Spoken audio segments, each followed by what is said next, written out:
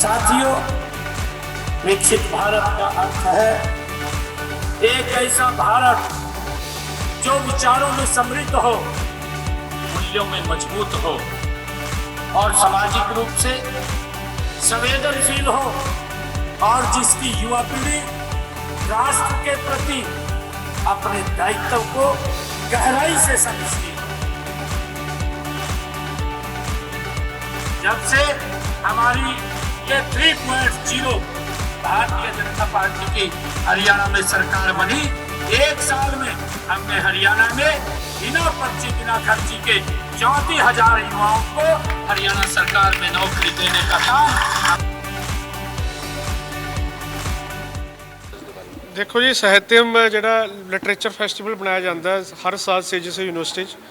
Literature festival का मतलब ये है कि एक जिहड़ा अपने लैंगुएजिज जिहड़ियां ਵੱਖ-ਵੱਖ भाषा हैगियां है ना, ਉਹਨਾਂ ਨੂੰ ਪ੍ਰਮੋਟ ਕਰਨਾ, ਉਹਨਾਂ ਦਾ ਜੋ ਕੀ ਵੈਲਿਊਜ਼ ਸਿਗਨੀਫੀਕੈਂਸ ਕੀ ਹੈਗਾ ਉਹ in the form of words and ideas, ਉਹਦਾ ਅਸੀਂ ਇੱਕ ਸੈਲੀਬ੍ਰੇਟ ਕਰਦੇ ਹਾਂ ਲਿਟਰੇਚਰ ਫੈਸਟੀਵਲ ਦੇ ਮਾਧਿਅਮ ਦੇ ਰਾਹੀਂ। ਕਿਉਂਕਿ ਆਪਣਾ ਜਿਹੜਾ ਕਲਚਰ ਹੈਗਾ, ਜਿਹੜਾ ਯੁਵਾ ਉਹ ਆਪਣਾ ਜਿਹੜਾ ਕਲਚਰ ਹੈ ਉਹਨੂੰ in the form of literature festival ਦੱਸਣਾ ਬਹੁਤ ਜ਼ਰੂਰੀ ਹੈ। ਕਿਉਂਕਿ ਇੱਕ ਆਈਡੀਆਜ਼ ਐਕਸਪ੍ਰੈਸ਼ਨਸ है ना, वो अपना लैंगुएजेस ਜਿਹੜੇ ਹੈਗੀਆਂ ਉਹ ਆਪਣੀ ਜਿਹੜੀ ਯੂਥ ਹੈ ਉਹ ਭੁੱਲ ਰਿਹਾ, ਆਪਣਾ ਕਲਚਰ ਭੁੱਲ ਰਿਹਾ, ਆਪਣਾ ਟ੍ਰੈਡੀਸ਼ਨ ਭੁੱਲ ਰਿਹਾ, ਆਪਣਾ ਜਿਹੜਾ ਇਹ ਜੇ ਵੀ ਜਿਹੜਾ ਮਾਈਂਡਸੈਟ ਉਹ ਕੋਲੋਨਾਈਜ਼ਡ ਹੈ। ਤੇ ਆਪਾਂ ਉਹਨਾਂ ਦਾ ਇੰਡੀਅਨ ਸਿਵਲਾਈਜੇਸ਼ਨਲ ਵੈਲਿਊਜ਼ ਜਿਹੜੀਆਂ ਉਹਨਾਂ ਦਾ ਐਥੋਸ, ਉਹਨਾਂ ਦਾ ਜਿਵੇਂ ਹੁਣ ਆਰਯਨਸ, ਵੇਦਾਸ, ਉਪਨਿਸ਼ਦਸ, ਇਹਨਾਂ ਨੂੰ ਆਪਾਂ ਉਹਨਾਂ ਦੀ ਜਿਹੜੀ ਸਿਗਨੀਫੀਕੈਂਸ ਉਹ ਆਪਾਂ ਇਸ ਲਿਟਰੇਚਰ ਫੈਸਟੀਵਲ ਦੇ ਮਾਧਿਅਮ ਦੇ ਰਾਹੀਂ ਆਪਾਂ ਪ੍ਰੈਜ਼ੈਂਟ ਕਰ ਰਹੇ ਹਾਂ। ਕਿਹੜੀ ਲੈਂਗੁਏਜ ਦੇ ਨਾਲ ਸੰਬੰਧਿਤ ਕਰਵਾਇਆ ਗਿਆ? ਪੰਜਾਬੀ, ਹਿੰਦੀ है ना, संस्कृत हो गई, क्योंकि संस्कृत ਨੂੰ ਲੈ ਕੇ ਆਪਣਾ ਜਿਹੜਾ ਯੂਥ ਨੂੰ ਨੌਲੇਜ ਹੀ ਨਹੀਂ ਹੈਗੀ, ਅਵੇਅਰਨੈਸ ਹੀ ਨਹੀਂ ਹੈਗੀ ਕਿ ਸੰਸਕ੍ਰਿਤ ਦੀ ਕੀ ਵੈਲਿਊ ਹੈ। ਮੋਰ ਦੈਨ 100+ ਆਥਰਸ ਜਿਹੜੇ ਹੈਗੇ ਆ ਉਹ ਅੱਜ ਆਏ ਆ ਇੱਥੋਂ ਵੱਖ-ਵੱਖ ਸਟੇਟਸ ਤੋਂ। ਉਹ ਆਪਦੀ ਬੁੱਕਸ ਇੰਸਟਾਲ ਕੀ ਕਹਿੰਦੇ ਆ, ਬੁੱਕ ਸਟਾਲਸ ਲੱਗੀਆਂ ਹੋਈਆਂ ਅਤੇ ਬੁੱਕਸ ਜਿਹੜੀ ਪਰਚੇਜ਼ ਵੀ ਬੱਚਾ ਕਰ ਸਕਦਾ ਜਿਹਨਾਂ ਨੇ ਪਰਚੇਜ਼ ਕਰਨੀ ਹੈ। ਪੋਇਟਸ ਆਏ ਆ। ਹੁਣ ਦੇਖੋ ਸਾਡੇ ਆਪਣੇ ਯੂਨੀਵਰਸਿਟੀ ਦੇ ਕੈਂਪਸ ਦੇ ਵਿੱਚ ਵੱਖ-ਵੱਖ ਤਰ੍ਹਾਂ ਦੇ ਆਰਟਿਸਟ ਆ ਰਹੇ ਨੇ। ਪੰਜਾਬੀ ਸੱਭਿਆਚਾਰ ਵਾਲੇ ਜਿਵੇਂ BN ਸ਼ਰਮਾ ਹੋ ਗਿਆ ਹੈ ਨਾ, ਇੱਦਾਂ ਦੇ ਕਈ ਮਲਕੀਤ ਸਿੰਘ ਹੋ ਗਿਆ, ਇੱਦਾਂ ਦੇ ਕਈ ਜਿਹੜੇ ਵੈਲ ਨੋਨ ਆਥਰਸ ਨੇ ਅਤੇ ਆਰਟਿਸਟ ਨੇ, ਐਕਟਰਸ, ਉਹ ਆ ਕੇ ਇੱਥੇ ਪੰਜਾਬੀ ਸਿਨੇਮਾ ਦੇ ਥਰੂ ਦੱਸਣਗੇ ਕਿ ਇਹਦੀ ਆਪਣੀ ਪੰਜਾਬੀ ਲੈਂਗੁਏਜ ਦੀ ਕੀ ਸਿਗਨੀਫੀਕੈਂਸ ਹੈਗੇ ਆ। ਉਵੇਂ ਹਿੰਦੀ ਲੈਂਗੁਏਜ ਜਿਹੜੀ ਹੈਗੀ ਆ ਉਹਦੇ ਵੀ ਆਰਟਿਸਟ ਜਿਹੜੇ ਆ, ਸੈਲੀਬ੍ਰਿਟੀਜ਼ ਆ ਕੇ ਉਹ ਆਪਣੀ ਬੁੱਕਸ ਵੀ ਦੇਖਣਗੇ, ਫੇਅਰਸ ਦੇਖਣਗੇ ਅਤੇ ਨਾਲ ਹੀ ਨਾਲ ਆਪਦਾ ਉਹ ਪੈਨਲ ਡਿਸਕਸ਼ਨ ਦਾ ਇੱਕ ਪਾਰਟ ਵੀ ਬਣਨਗੇ। ਕਿਸੇ ਤਰ੍ਹਾਂ ਦੀ ਬੁੱਕ ਰਿਲੀਜ਼ ਕੀਤੀ ਜਾ ਸਕਦੀ ਹੈ ਜੀ? ਹਾਂਜੀ ਜੀ, ਬੁੱਕਸ ਬਹੁਤ ਰਿਲੀਜ਼ ਹੋ ਰਹੀਆਂ। ਮੈਂ ਉਹੀ ਦੱਸਿਆ ਨਾ ਕਿ 100+ ਆਥਰਸ ਆਏ ਆ, ਆਪਦੀ ਬੁੱਕਸ ਰਿਲੀਜ਼ ਕਰਨ ਆਏ ਹੋਏ ਆ। ਉਹ ਰਾਜਸਥਾਨ ਤੋਂ ਆਇਆ, ਕੋਈ UP ਤੋਂ ਆਇਆ, ਕੋਈ ਪੰਜਾਬ ਤੋਂ ਆਇਆ, ਹਰਿਆਣਾ। ਅਤੇ ਇਸ ਕਰਕੇ ਵੱਖ-ਵੱਖ ਦੇਸ਼ਾਂ ਸਟੇਟਸ ਤੋਂ ਆਥਰਸ ਆਏ ਹੋਏ ਆ, ਪੋਇਟਸ, ਉਹ ਆਪਦੀ ਬੁੱਕਸ ਜਿਹੜੀਆਂ ਹੈਗੀਆਂ ਉਹ ਰਿਲੀਜ਼ ਕਰਨਗੇ ਅੱਜ ਦੇ ਦਿਨ।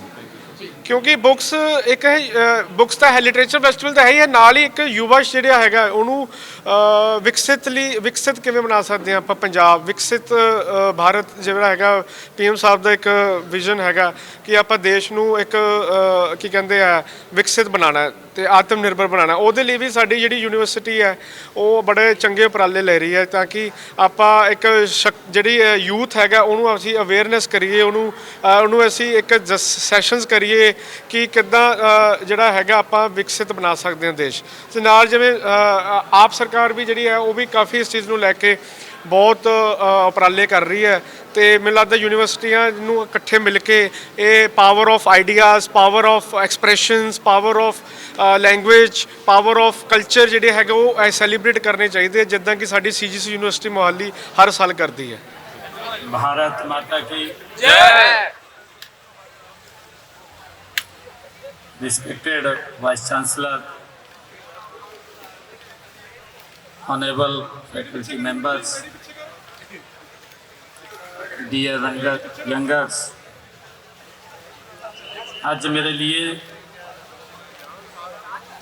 बड़ी खुशी की गल है कि आज CGC यूनिवर्सिटी ਦੇ ਵਿੱਚ ਇੱਕ ਐਸੇ कार्यक्रम ਜਿਹੜਾ ਪ੍ਰਧਾਨ ਮੰਤਰੀ ਜੀ ਦੇ ਦਿਲ ਦੇ ਬੜਾ ਕਰੀਬ ਹੈ, विकसित भारत। उस कार्यक्रम ਵਿੱਚ आज सब युवाओं ਦੇ ਵਿੱਚ ਆਉਣ ਦਾ मुझे मौका मिले। सब तो पहला मैं आप सब से माफ़ी भी चाहना है, क्योंकि बड़ा लंबा आपने इंतजार किया है।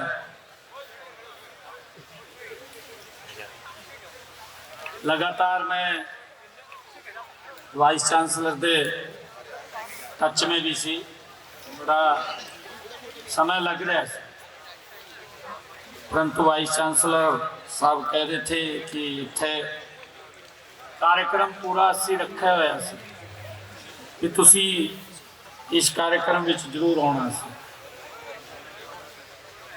क्योंकि मेरे लिए बड़ी अज मौसम भी इतना खराब सी। मैं सुबह 5 बजे उठ के 10 बजे रोहतक पहुंची ऐसे।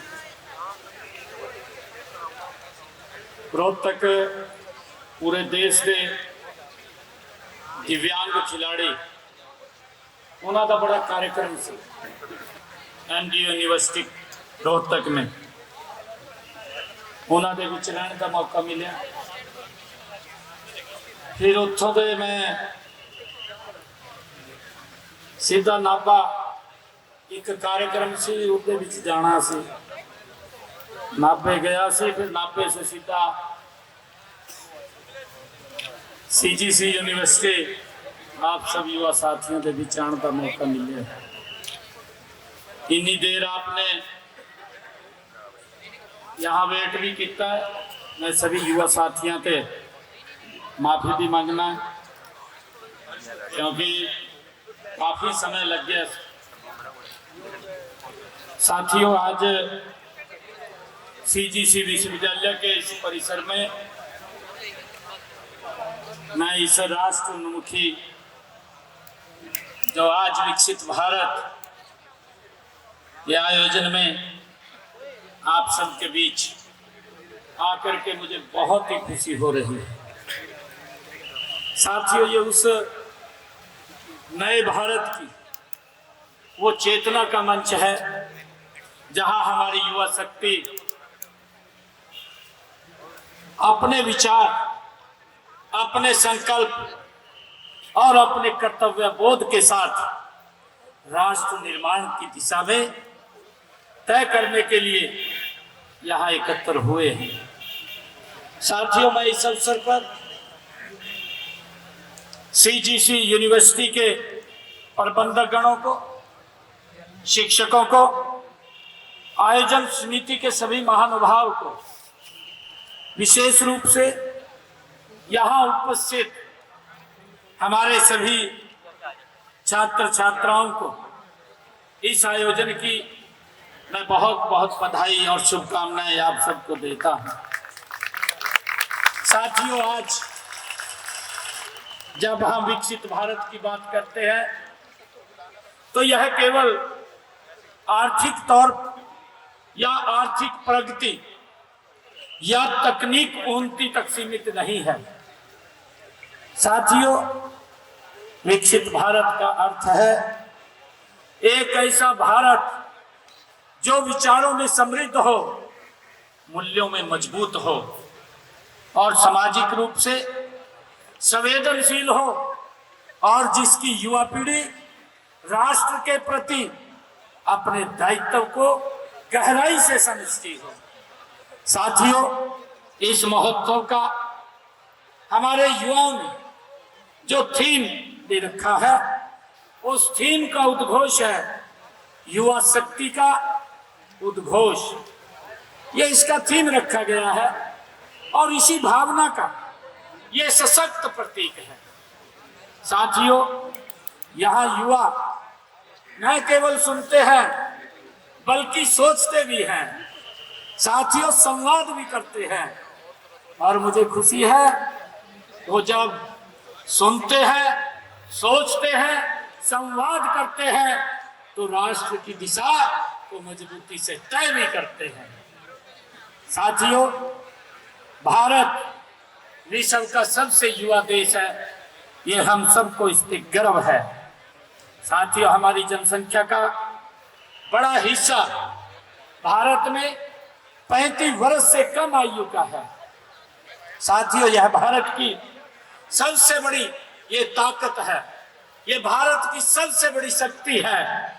देश के यशस्वी प्रधानमंत्री आदरणीय नरेंद्र मोदी जी इसी युवा शक्ति के बलबूते उन्होंने जो संकल्प लिया है, विकसित भारत 2047 का विजन, जो संकल्प आदरणीय मोदी जी ने लिया है, यह विजन साथियों हमें याद दिलाता है कि आज के विद्यार्थी, आज के ही युवा वर्ष 2047 में विकसित भारत के आप कर्णधार बनेंगे। साथियों, इसलिए यह आवश्यक है कि हम युवाओं को केवल डिग्रियां ही न दें, बल्कि उन्हें विचार, मूल्य और राष्ट्र के प्रति उत्तरदायित्व की भावना भी दें।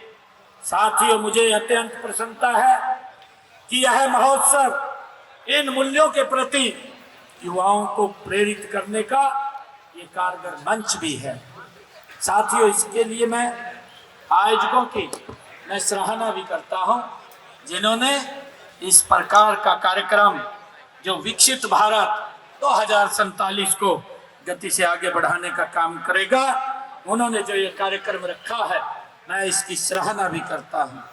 युवा साथियों, आप साहित्य, संस्कृति और संवाद को केंद्र में रखकर राष्ट्र निर्माण से जोड़ने का हम प्रयास करें। साथियों, साहित्य किसी भी समाज की ये आत्मा होता है। साथियों, विचारों का ये प्रवाह, अभिव्यक्ति की स्वतंत्रता और संवाद का की परंपरा ही किसी राष्ट्र को दीर्घकाल तक जीवंत बनाए उसको रखती है। साथियों, जब युवा साहित्य से जुड़ता है तो वह केवल शब्द नहीं पढ़ता, साथियों वह समाज को समझता है, इतिहास से सीखता है और भविष्य के लिए दृष्टि वो विकसित करता है। साथियों, यही कारण है कि विकसित भारत की परिकल्पना में साहित्य और संस्कृति का विशेष स्थान है। साथियों, आज इस कार्यक्रम में विकसित भारत संकल्प ज्योति का प्रज्वलन भी किया जाना केवल एक औपचारिक क्रिया नहीं है, यह उस सामूहिक संकल्प का प्रतीक है जिसमें हम सब एक साथ मिलकर के प्रण लेते हैं कि हम भारत को विकसित बनाने के लिए अपने दायित्वों को पूरी निष्ठा के साथ उसका निर्वहन करेंगे। साथियों, यह ज्योति हमें निरंतर ये याद भी दिलाती रहेगी कि राष्ट्र निर्माण एक सतत प्रक्रिया है जिसमें प्रत्येक नागरिक की भागीदारी आवश्यक है। साथियों, यह अत्यंत सराहनीय भी है कि इस महोत्सव के माध्यम से विकसित भारत अभियान और उससे जुड़े विषयों पर युवाओं को जागरूक किया जा रहा है। साथियों, मैं युवा साथियों से ये भी कहना चाहूंगा कि आज का भारत ये अवसरों का भारत है। देश के यशस्वी प्रधानमंत्री आदरणीय मोदी जी का विजन के अनुरूप आज हम देख रहे हैं देश में स्टार्टअप, नवाचार, अनुसंधान, उद्यमिता और डिजिटल तकनीक, हरित ऊर्जा, स्वदेशी से आत्मनिर्भरता, ये सभी क्षेत्र युवाओं के लिए नए द्वार ये खोल रहे हैं। साथियों, आवश्यकता केवल इस बात की है कि युवा इन अवसरों को पहचाने, अपने कौशल को निखारे और राष्ट्र के विकास में वो सहभागी बने। साथियों, मुझे खुशी भी है कि देश के यशस्वी प्रधानमंत्री जी ने उनके मार्गदर्शन में हमारा हरियाणा में युवाओं को सशक्त बनाने के लिए निरंतर हमारी सरकार गति से कार्य कर रही है। साथियों, हमने शिक्षा के क्षेत्र में गुणवत्ता सुधार पर विशेष बल दिया है। कौशल विकास, रोजगार उन्मुखी हो उसका प्रशिक्षण, स्टार्टअप नीति, खेल नीति, पारदर्शी भर्तियां और हमने इसके माध्यम से हमने युवाओं के लिए एक सकारात्मक वातावरण तैयार किया है। साथियों, हमारी सरकार का ये मानना है कि जब युवा आत्मनिर्भर बनता है तो राज्य व राष्ट्र दोनों सशक्त होते हैं।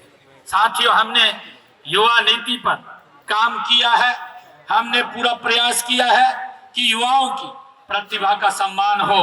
हमने पिछले 1 साल में बिना खर्ची, बिना पर्ची के, जब से हमारी ये 3.0 भारतीय जनता पार्टी की हरियाणा में सरकार बनी, 1 साल में हमने हरियाणा में बिना पर्ची, बिना खर्ची के 34,000 युवाओं को हरियाणा सरकार में नौकरी देने का काम हमारी सरकार ने किया है।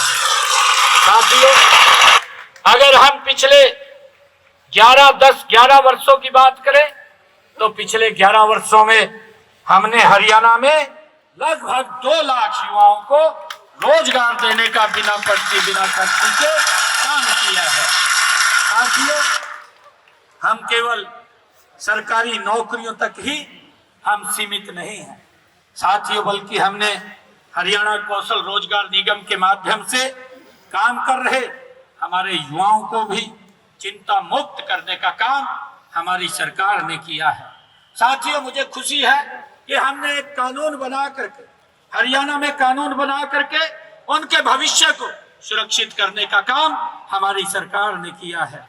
साथियों, जब लगातार, क्योंकि ये राजनीति इस प्रकार की होती है और इस प्रकार की जब बातें चलती हैं कि हमारे हिस्से में इतनी नौकरी आएगी, हम इतनी नौकरी देंगे, तो जो एक परंपरागत काम चलता था और वो बोलते थे कि जब मैंने ये 12 मार्च को जब जिम्मेवारी ली, 12 मार्च 2024 को आदरणीय मोदी जी ने जब मुझे ये जिम्मेवारी दी, तो मैंने तब एक अनाउंसमेंट किया था। मैंने कहा था कि मैं 50,000 बच्चों को नौकरी दूंगा। मेरे रिजल्ट तैयार थे। मैंने लगभग 16-17 हजार युवाओं को मैंने बिना पर्ची, बिना खर्ची के उनको ज्वाइनिंग लेटर दिया और कोड ऑफ कंडक्ट लग गया। चुनाव आ गए। चुनावों के अंदर हमारे विपक्षी के साथी वो चीफ इलेक्शन कमीशन के पास चले गए और जाकर के कहा कि हरियाणा सरकार रिजल्ट निकाल रही है, उसको रोका जाए। चीफ इलेक्शन कमीशन ने एक लेटर जारी किया, मेरे को ईमेल किया और कहा कि जब तक ये कोड ऑफ कंडक्ट लगा हुआ है तब तक आप कोई रिजल्ट नहीं निकालेंगे। जब उसका ईमेल मेरे पास आया, मैंने देखा तो मैंने कहा कि नहीं निकालेंगे, हम रिजल्ट के बाद ही ये रिजल्ट निकालेंगे। साथियों, मेरे पास हमारा युवा 71 होकर के आया, 2-2.5 हजार युवा मेरे को मिला कर मेरे को कहने लगा, मुख्यमंत्री जी, मैंने कहा हाँ जी, कहा आप रिजल्ट निकालिए, हवा ऐसी चल रही है कि कांग्रेस की सरकार बनेगी और हमें नौकरी नहीं मिलेगी। मेरे को आके कहने लगे। मैंने कहा कि मेरे पास चीफ इलेक्शन कमीशन की ईमेल आई है, मैं रिजल्ट तो नहीं निकाल सकता, परंतु मैं आपको एक वायदा जरूर करता हूं आपसे। 8 तारीख को रिजल्ट आएगा और मैं शब्द बाद में लूंगा, पहले आपको ज्वाइनिंग लेटर दूंगा। साथियों, मैंने उनसे वायदा किया और मुझे खुशी है कि इतिहास में हरियाणा के पहली बार हुआ, पहली बार ये हरियाणा के इतिहास में हुआ कि मैंने शब्द बाद में लिया। पहले 24,000 युवाओं को मैंने ज्वाइनिंग लेटर दिया। साथियों, उनके विश्वास को हमने पूरा किया है। मैं ये भी आपको कहना चाहता हूँ कि साथियों, मुझे इस बात की पीड़ा भी होती थी कि जब हमारा युवा विदेश जाने के नाम पर डंकी रूट जैसे खतरों में फंसकर अपनी जान को वो और पैसे को दोनों को जोखिम में डाल लेता था। माँ बाप को भी चिंता रहती थी। इस धोखाधड़ी और एजेंटों को, इस खेल को खत्म करने के लिए भी हमने 26 मार्च को विधानसभा में एक ऐतिहासिक बिल पास किया और उसके ऊपर एक सख्त कानून बनाने का काम हमारी सरकार ने किया है। साथियों, हमने ट्रेवल एजेंटों के काम में पारदर्शिता हो, उसका और धोखाधड़ी करने वालों के खिलाफ नकेल कसी जाए। हम चाहते हैं कि हमारा युवा विदेश जाए, लेकिन सम्मान और सुरक्षा के साथ जाए। उसके लिए हमने हरियाणा के अंदर एक विदेश सहयोग विभाग, उसका निर्माण किया है। और मुझे खुशी है, मैंने जब से वो विदेश सहयोग विभाग निर्माण किया है, उसके माध्यम से युवाओं को जो भी वैकेंसी हमारे पास आती है, हमने एक अलग डिपार्टमेंट बनाया है। उस डिपार्टमेंट के माध्यम से हम युवाओं को बाहर भेजने का काम करते हैं और उनका कोई पैसा नहीं लगता। अगर कुछ उनका खर्च होता है, एक टिकट का किराया उनको देना पड़ता है, बाकी उनका कोई पैसा चार्ज नहीं लगता। और हम लगातार उसके अंदर लगभग जब से हमने इस विभाग को शुरू किया है, 600 के करीब युवाओं को बाहर भेजने का काम किया है। और साथियों, हमारे पास अभी लगभग 26,000 नर्सों की अभी वैकेंसी है, जो बाहर से डिमांड हमारे पास आई है। हम उसके माध्यम से भी उनके इंटरव्यूज लेकर के उनको बाहर भेजने का काम सुरक्षित तरीके से, ताकि हमारे युवा को बाहर भी कोई दिक्कत ना आए। अगर दिक्कत आती है, आप लोग यूक्रेन के अंदर जब ये युद्ध चला था, देश के यशस्वी प्रधानमंत्री आदरणीय नरेंद्र मोदी जी ने एक एक बच्चे को चिन्हित करके अलग अलग यूनिवर्सिटी से उनको उठा करके भारत माता के यहाँ लाने का काम नरेंद्र मोदी जी ने किया है। साथियों, ताकि हमारा युवा बाहर भी सुरक्षित रहे, ये हमारी सरकार की जिम्मेवारी है। साथियों, इसी कड़ी में हमने हरियाणा के अंदर 1,14,000 युवाओं को कौशल प्रशिक्षण भी दिया है, ताकि वे दुनिया भर के बाजार में, दुनिया भर में जाकर के अलग अलग क्षेत्रों में भारत की धाक को भी जमा सके। उसके लिए हमने कौशल प्रशिक्षण भी उनको दिया है।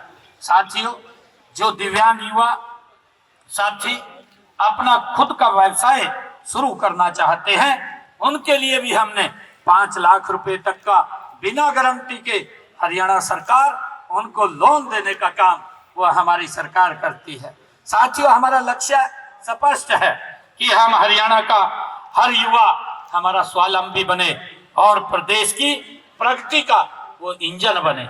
साथियों, हमारे युवा साथी यहाँ है, मैं कहना चाहता हूँ कि यह महोत्सव ये युवाओं को शासन, नीति और समाज से जोड़ने का एक सशक्त माध्यम भी है। साथियों, जब युवा शासन को समझता है तो नीतियों पर संवाद भी वो करता है। साथियों, जब वो नीतियों पर संवाद करता है तो सकारात्मक सुझाव भी मेरा युवा देता है, और जब वो सकारात्मक सुझाव देता है तो लोकतंत्र और अधिक मजबूत होता है। साथियों, मुझे खुशी है, मैं आप सभी से आग्रह भी करता हूं कि आप समाधान देने वाले नागरिक बने, प्रश्न पूछें, लेकिन उत्तर खोजने का भी हम प्रयास करें। साथियों, यही लोकतांत्रिक चेतना, ये विकसित भारत की ये मजबूत नींव है। साथियों, इसी साहित्य महोत्सव के मंच से युवाओं की रचनात्मक, उनकी सोच, उनकी संवेदनशीलता हमारे सामने आती है। साथियों, कविता लेखन, नाटक, संवाद और सांस्कृतिक प्रस्तुतियां, ये सभी समाज को जोड़ने का ये कार्य करती है। साथियों, भारत की विविधता हमारी ताकत है और साहित्य इस विविधता को एक सूत्र में पिरोने का कार्य करता है। साथियों, जब युवा अपनी जड़ों से जुड़ता है, अपनी संस्कृति को जब हमारा युवा समझता है, तो तभी वह वैश्विक मंच पर आत्मविश्वास के साथ खड़ा हो पाता है। साथियों, आज यहाँ आयोजित होने वाला ये सामूहिक प्रतिज्ञा समारोह भी अत्यंत महत्वपूर्ण है। साथियों, प्रतिज्ञा केवल शब्द नहीं होती, यह आत्मचिंतन का एक क्षण भी होता है। और साथियों, जब युवा राष्ट्र के प्रति ईमानदारी, अनुशासन, कर्तव्य और सेवा का संकल्प लेता है, तो वह अपने जीवन की दिशा स्वयं तय कर लेता है। साथियों, मैं आशा करता हूं कि आज ली गई यहाँ पर यह प्रतिज्ञा आपके जीवन के हर निर्णय में आपका मार्गदर्शन करती रहेगी। युवा साथियों, विकसित भारत की यात्रा लंबी है, हम सब जानते हैं, लेकिन हमारे पास स्पष्ट दृष्टि है, मजबूत नेतृत्व है, ऊर्जावान युवा शक्ति है। साथियों, युवाओं ने सदैव राष्ट्र निर्माण में अग्रणी भूमिका निभाई है, चाहे वो कृषि हो, चाहे वो खेल हो, और चाहे सेना हो, और चाहे उद्योग हो। साथियों, मुझे खुशी है हमारे हरियाणा में, मैंने अभी आपसे कहा है कि मैं सुबह 10 बजे रोहतक, मैं वहां दिव्यांग जो खेलों का हमारा जो स्पेशल ओलंपिक्स भारत, उसके अंदर मैं गया था, और उसके अंदर हमारे युवा पूरे देश भर से उसमें जुड़े हैं, और वहां पर लगभग 600 के करीब में खिलाड़ी वहां पर थे, जो लगातार 1 हफ्ते तक वहां वो खेलों में इसमें हिस्सा लेकर के काम करेंगे। परंतु मैं बताना चाहता हूं कि हमारे हरियाणा में आज जो पहचान हरियाणा की बनी है, वो पहचान आज हमारे जो कृषि प्रधान देश था, कृषि प्रधान के रूप में जाना जाता था, आज हमारा हरियाणा मेडल के लिए भी जाना जाता है, जिसमें आज जो हमारा युवा मेहनत करता है और मेहनत करता है, सरकार उसका पूर्ण सहयोग करती है। जब पूर्ण सहयोग इसका करती है तो मेडलों की लड़ी लेकर के आता है। साथियों, चाहे ओलंपिक गेम हो, ओलंपिक गेम के अंदर हम देखते हैं, जब भारत अगर 6 मेडल लेकर के आता है गोल्ड मेडल, तो उनमें से 4 मेडल हमारे हरियाणा का युवा लेकर के आता है। ये हमारे लिए गर्व की बात है। साथियों, इसी प्रकार अगर हम देखते हैं, आज देश की सुरक्षा की बात है, देश की सुरक्षा के अंदर भी मेरे हरियाणा का 10% युवा देश की आर्मी के अंदर बॉर्डर के ऊपर खड़ा होकर के वो देश की रक्षा सुरक्षा करने में आज उसने अलग पहचान बनाई है। आज मेरे हरियाणा ने आज उद्योग में भी आज एक अलग पहचान बनाई है। मुझे खुशी है, मुझे गर्व भी है कि आज जब ये निर्मला सीतारमण जी ने बजट जारी किया, आदरणीय प्रधानमंत्री नरेंद्र मोदी जी के नेतृत्व में, मैं कल आदरणीय प्रधानमंत्री जी का स्पेशल धन्यवाद करने के लिए गया, और जब मैं प्रधानमंत्री जी को मिला और मैंने उनको कहा कि मैं आपका धन्यवाद करता हूं कि आज हरियाणा नंबर 1 के ऊपर जो टैक्स कलेक्शन होती है उसके अंदर नंबर 1 के ऊपर पूरे देश में हरियाणा आया है। प्रधानमंत्री जी ने मुझे पूछा कि कौन से स्थान पर हरियाणा है, तो मैंने कहा कि हमारा हरियाणा नंबर 1 के ऊपर आया है। तो प्रधानमंत्री जी इस बात को लेकर के बड़े खुश हुए हैं, और उन्होंने कई बातें और भी बताई कि हम हरियाणा को और गति से आगे बढ़ा सकें। साथियों, आज हमें ज्ञान, नवाचार और नैतिक मूल्यों के क्षेत्र में भी अग्रणी बनना है। साथियों, इसके लिए विश्वविद्यालयों की जो भूमिका वो अत्यंत महत्वपूर्ण है। मुझे खुशी है कि शिक्षण संस्थान केवल ये डिग्री देने वाले केंद्र न बने, बल्कि वे विचार निर्माण के केंद्र बने, जहां से समाज को एक दिशा मिले। साथियों, मैं युवा साथियों से कहना चाहता हूं कि मैं आज जो सीजीसी विश्वविद्यालय को इस बात के लिए विशेष रूप से मैं बधाई भी देता हूं कि वह राष्ट्रीय प्राथमिकताओं के साथ स्वयं को जोड़ते हुए युवाओं को विकसित भारत विजन से जोड़ रहा है।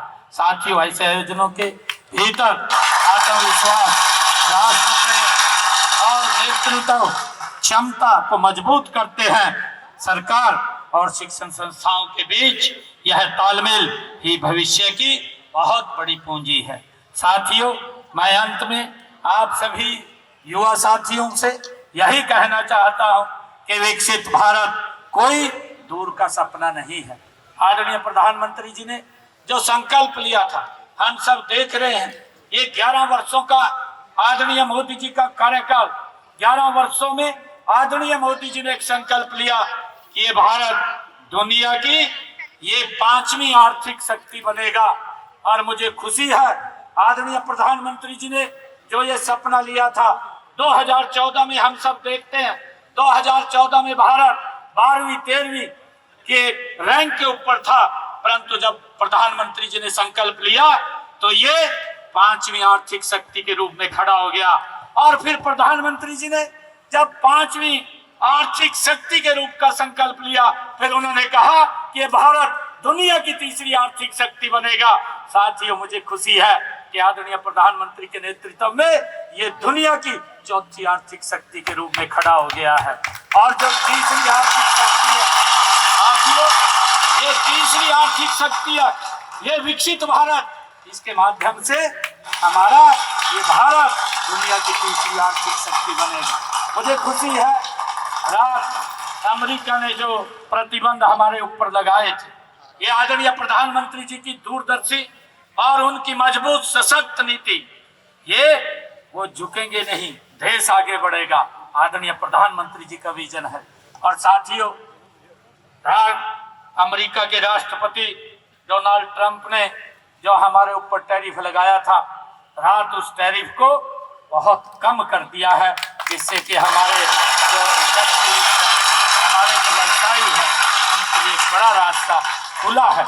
और अभी 4 रोज पहले आदरणीय प्रधानमंत्री जी ने यूरोप के साथ एक बहुत बड़ा MOU साइन हुआ है, जिसे मदर ऑफ बिजनेस ये कहा जाता है, उसके रूप में देखा जा रहा है। और प्रधानमंत्री जी ने जब पंजाब के अंदर कल यहाँ पर प्रधानमंत्री जी आए, संत शिरोमणि गुरु रविदास जी महाराज की जो 649वीं जयंती थी, उसके ऊपर यहाँ पर आए और उन्होंने एक हलवारा एयरपोर्ट का उद्घाटन किया और आदमपुर एयरपोर्ट का नाम संत शिरोमणि गुरु रविदास जी के नाम पर रखा। उन्होंने वहां पर कहा था कि मैं अपने देश के सभी व्यवसायियों से, सभी औद्योगिक क्षेत्र के लोगों से यह आग्रह करूंगा कि आपको एक बहुत बड़ा मंच मिला है, हम अच्छा यहाँ से कोई भी सामान बनाएं, उसके ऊपर विश्वास जमे, भारत का विश्वास जमे।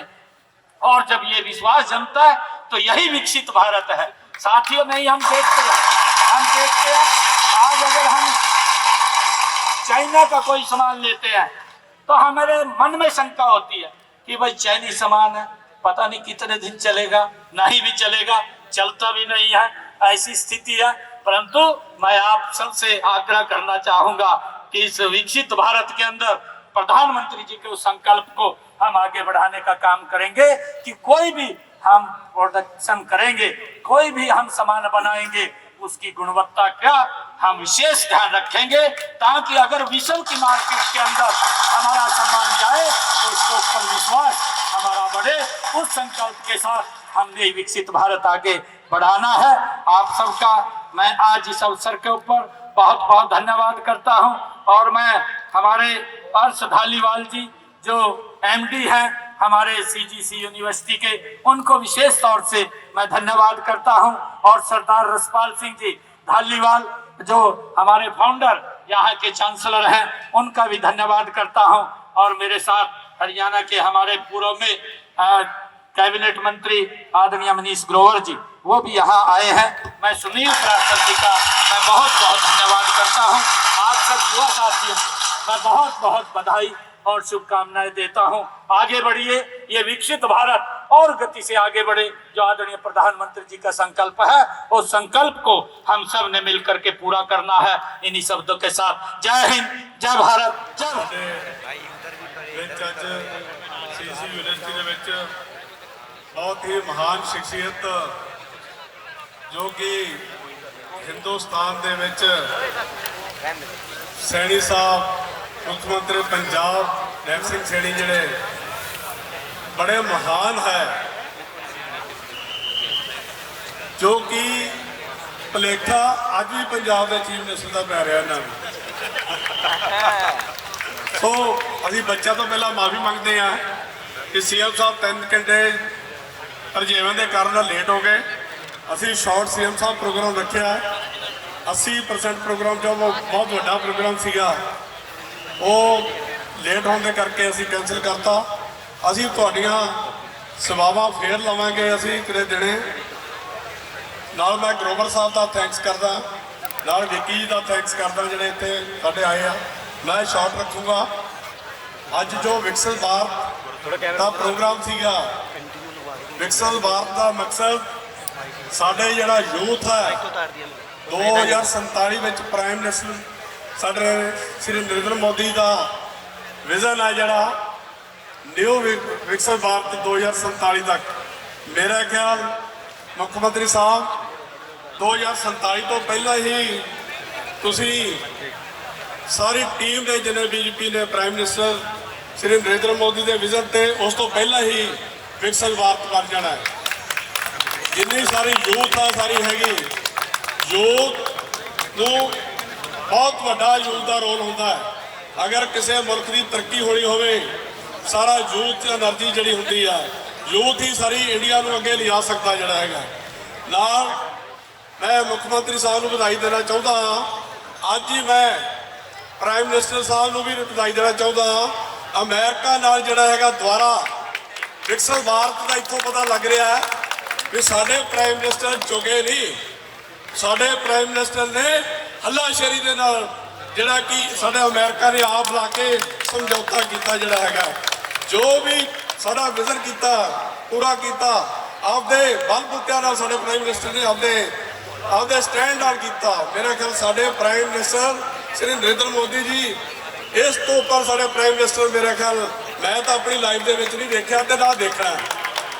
ਜੋ ਉਹਨਾਂ ਦਾ ਕੰਮ ਕਰਨ ਦਾ ਸਟਾਈਲ, ਜੋ ਸਾਡੇ ਹੋਮ ਮਿਨਿਸਟਰ ਦਾ ਕੰਮ ਕਰਨ ਦਾ ਸਟਾਈਲ, ਸੋ ਜੋ ਉਹਨਾਂ ਦੀ ਟੀਮ ਜਿਹੜੀ ਹੈਗੀ ਹੈ, ਮੈਂ ਸੀਐਮ ਸਾਹਿਬ ਨੂੰ ਮਿਲਿਆ, ਬਿਲਕੁਲ ਗਰਾਊਂਡ ਤੋਂ ਉੱਠ ਕੇ ਕੰਮ ਕਰਨ ਵਾਲੇ ਜਿਹੜੇ ਹੈਗੇ ਆ।